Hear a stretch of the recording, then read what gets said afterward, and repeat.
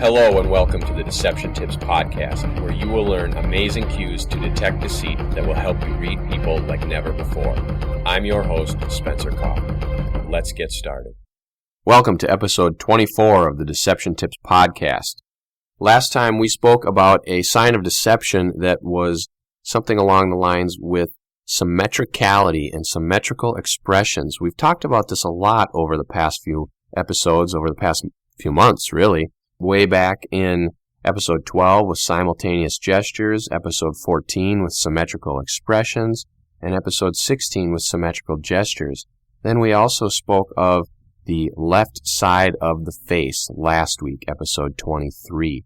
This was about how the left side of the face is controlled by the right cerebral hemisphere, which is more dominant in false emotions or deception, which means those will be displayed more on the left side of the face. So you should watch the left side of the face, especially when it comes to emotional expressions.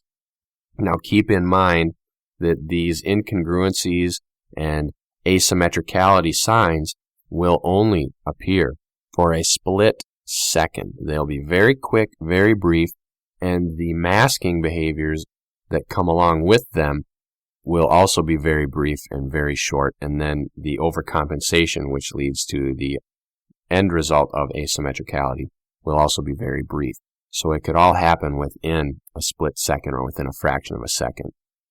So you need to be paying very close attention to this and watch out for these different signs of deception. Now, obviously, the inconsistencies within speech and body language will be more readily apparent and will happen over more lengthy periods of time. However, the emotional expressions of asymmetricality that are displayed on the face will be split seconds and fractions of a seconds that you need to watch for and see. It is a form of micro-expression. It is something that you will learn to pay attention to and watch for, and it is a skill that you must train yourself to develop, and then you will be able to see it. However, it's something that once you start seeing, you'll be glad you're seeing it, or you're going to lose your mind because of it, because you will start seeing things on everyone, including yourself. So make sure to watch out for symmetrical expressions. Remember the science behind it all, that the body and brain are contralaterally related, so anything that happens on the right side is controlled by the left side of the brain. Anything on the left side of the body is controlled by the right side of the brain. Understand that. Look into more of the different sides of the brain, some of the rationale behind it. Left side is more logical, analytical, rule-oriented, which would be why on the right side of the body they are more truthful, because the truth is usually rules, whereas the right side of the brain is a little bit more free-spirited, artsy, crafts type of a thing, spatial. That could be why the left side of the body has more deception, because if the right side of the brain controls it and it's a little bit more loose, let's say, and less rule-oriented, then it may be more willing to break those rules and be deceptive.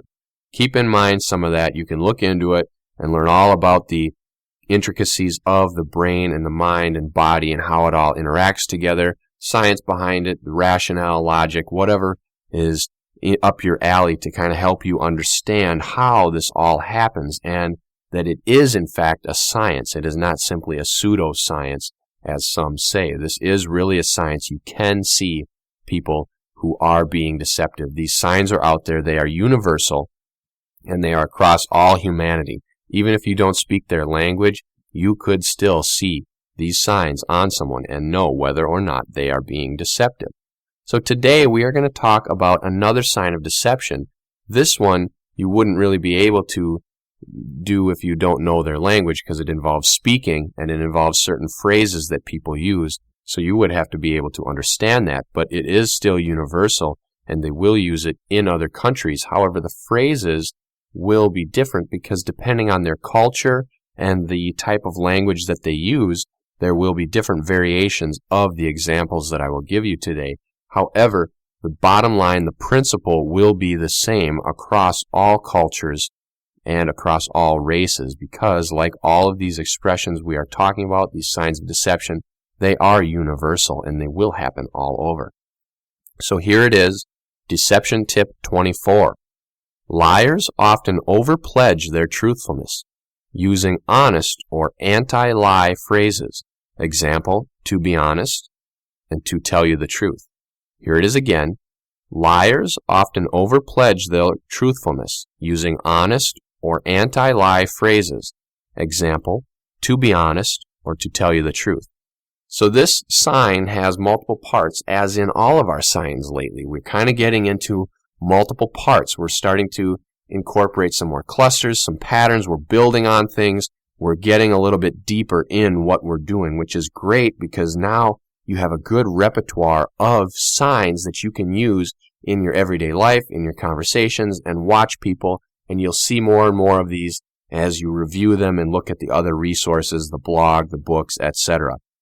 So liars often overpledge this truthfulness. They, as we've said, they want to convince not only the target of this lie, but also themselves. And this is primarily the reason for this overpledging of truthfulness, because they are overpledging it to convince themselves of the lie.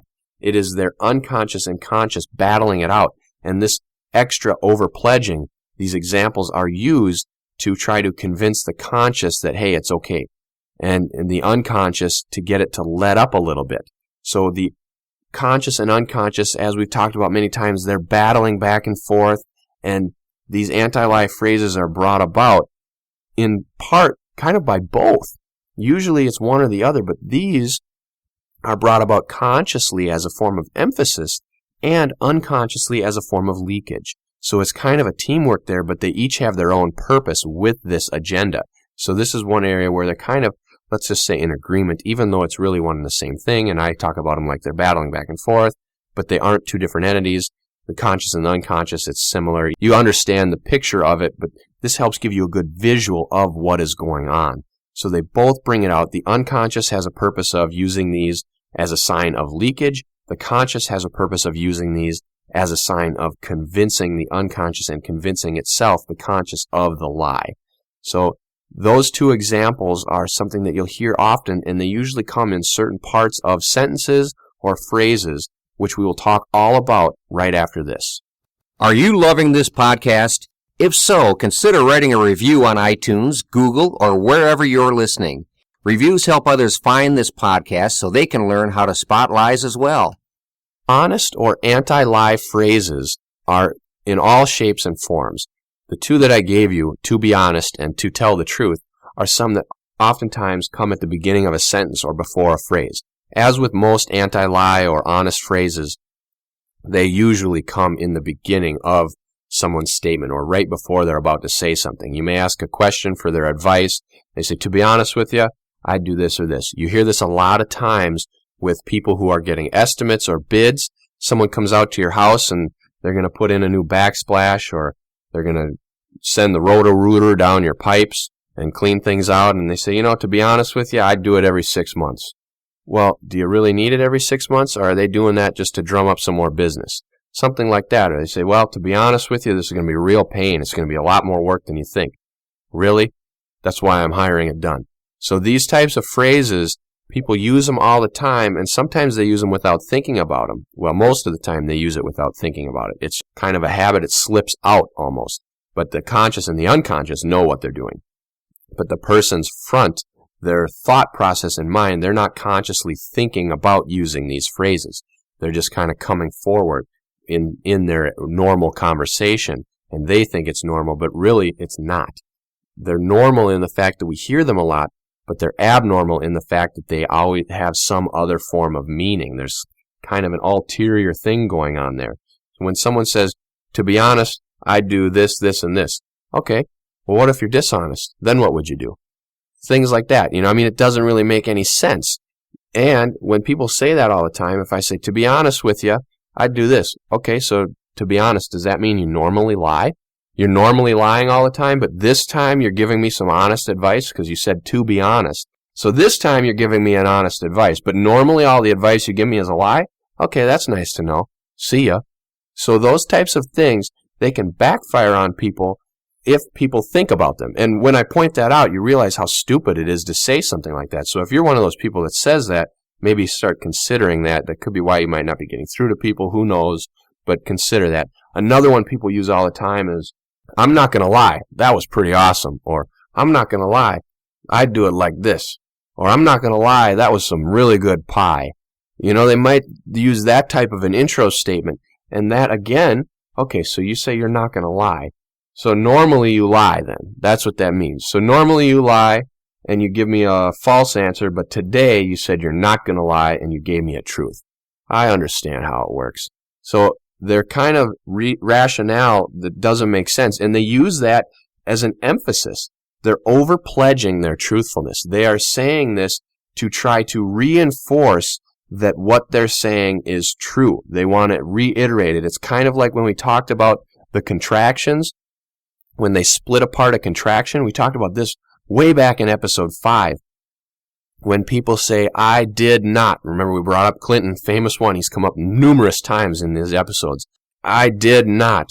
They split that out. Or Nixon, I am not, when he said, I am not a crook. They split apart the contraction to further emphasize their truthfulness, or to put more emphasis on what they're saying. That's the same thing here. They're over-pledging their truthfulness. To be honest, I'm not going to lie. Because then whomever they're talking to, the target, hears that. Honest, not lying. Okay, maybe they're telling the truth. They think it's going to fool them or break through a barrier and kind of help ease it through. Now, obviously, the liar is not consciously thinking about this, but that's kind of the strategy behind it up in their head, that it's going to try to ease it in and make it sound a little more believable. The other one, to tell you the truth, I would go left here and right here at the gas station. Or to tell you the truth, I would only run E89 in your gas tank. Oh, yeah, of course, because it's more expensive.